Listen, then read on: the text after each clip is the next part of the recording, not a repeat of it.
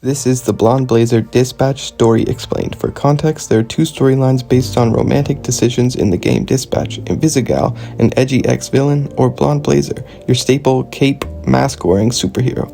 This recap is also based on some of my choices I made while playing, so if it's not totally like the route you picked, I did not get any details wrong about the plot. At least, I hope so.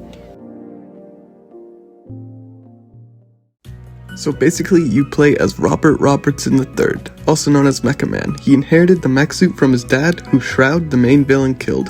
Robert interrogates one of Shroud's goons, known as Toxic, and learns he's at a steel factory, and heads over like it's gonna be a casual 1v1.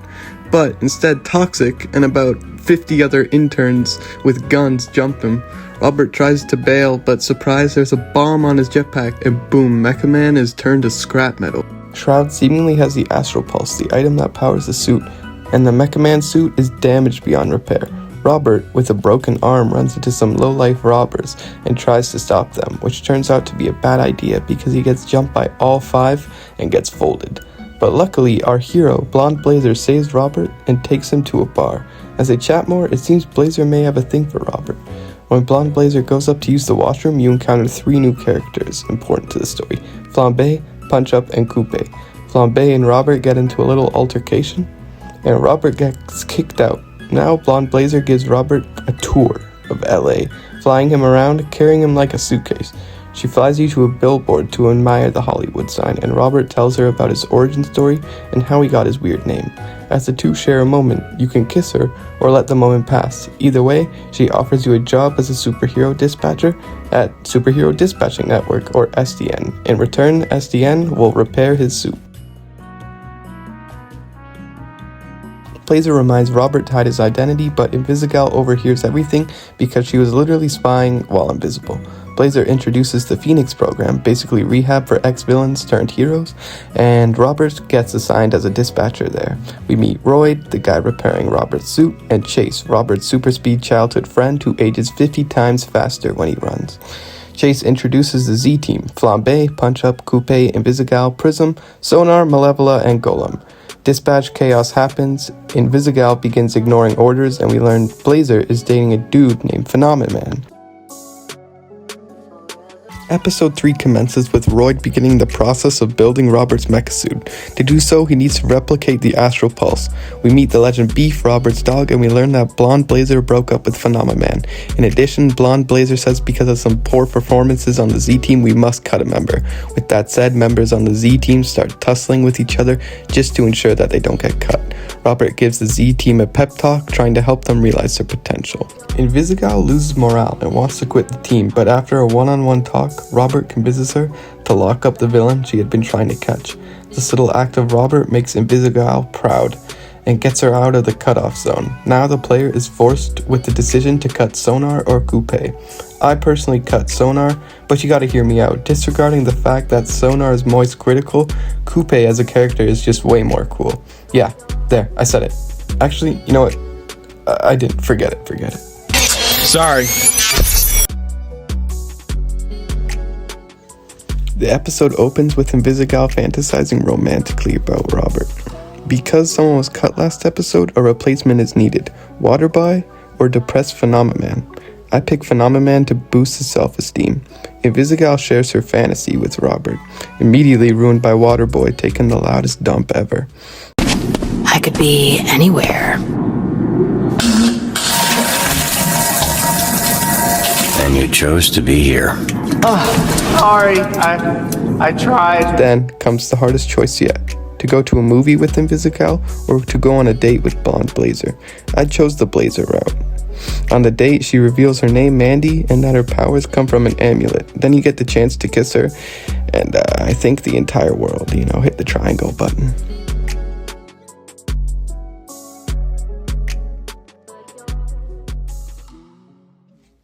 Episode 5 begins with a flashback of Mecha Man fighting Flambe. Can't even lie, a majority of this episode is the dispatching minigame, so I'm really blanking writing this. But after a long shift of dispatching, the Z-Team made plans to hang out at a villain bar. Upon arrival, Golem is left outside because he's too big for the bar. Another flashback plays where we learn that Robert cuts off Flambe's fingers. An altercation begins in the bar and Robert gets knocked out. When Robert awakes, the Z-Team are at a taco restaurant. I guess Prism is showing Robert a video of the fight because it keeps cutting from the restaurant to the fight scene. The episode ends with a choice of letting the Z-Team know you're Mecha Man or keeping it a secret. I chose to tell the Z-Team Robert is Mecha Man, and this is the outcome.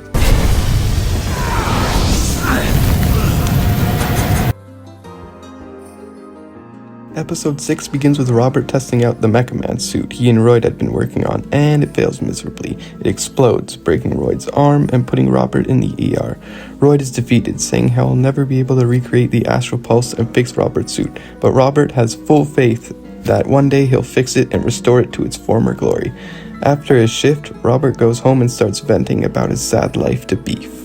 Robert's surprised to see Royd, Malevola, and Invisigal, and they announce a housewarming party that Robert knew nothing about. There's a big dance scene, everyone's having fun. It's definitely my favorite scene in the whole game. You get to dance with Blazer if you chose her route, but oppositely, if you chose the Invisigal route, you get to dance with her instead. Invisigal is eager to find the Astral Pulse, but Chase, in a fit of drunken rage, crashes out, but to be fair, he drops one of the coldest lines in gaming history. And them, you're playing yourself. You think you're invisible, but I fucking see you. Invisigal retaliates and punches Chase. Flambe shows up, punches Robert in the face, and the house party is over. Invisigal ignorantly goes to get the Astral Pulse all alone, but after getting ambushed by Shroud and his team, Chase is the only one who can save her. Vizzy, hey, listen to me. You get up. Get up! Keep up. No!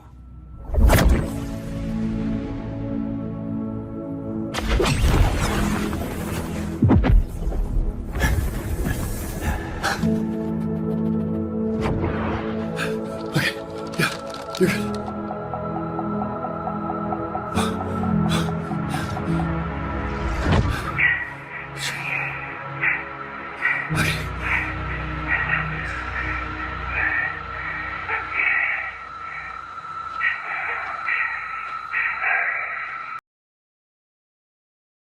Episode 7 starts with a flashback showing how deep Robert and Chase's friendship goes, which makes Chase being in the ER on life support hit even harder. While everyone's shaken, the Z-Team meets to decide if Invisigal should be cut after everything that happened. The team mostly votes her out, and you get the final say, and I chose to cut her. She heard the whole thing though. In the locker room, she breaks down her entire history. Shroud gave her the lung device, forced her to plant the bomb on Mecha Man, and she's been trying to redeem herself ever since. She kisses Robert, and yeah, you can lean in or stay loyal to Blazer, which I stayed loyal to Blazer. Robert tries cooling off at the villain bar, but after the bartender keeps insulting the Z-Team and Blazer, Robert finally cracks and glasses him. Shroud steps out of the shadows and immediately shoots the bartender himself, just to show he's in control. Then Sonar knocks him out, getting revenge, and begins beating the bricks off him. Shroud calmly explains how Invisigal betrayed him and stole the Astral Pulse, and right as things are beginning to get brutal, Blonde Blazer swoops in and saves us. As they escape, all of LA erupts into chaos. The Red Ring officially launches their attack on the city, setting up the finale. Episode 8 kicks off with the usual dispatch minigame, sending heroes, stopping crime, easy stuff just like that. But then the Red Ring suddenly breaches SDN, tearing through the building looking for the Astral Pulse.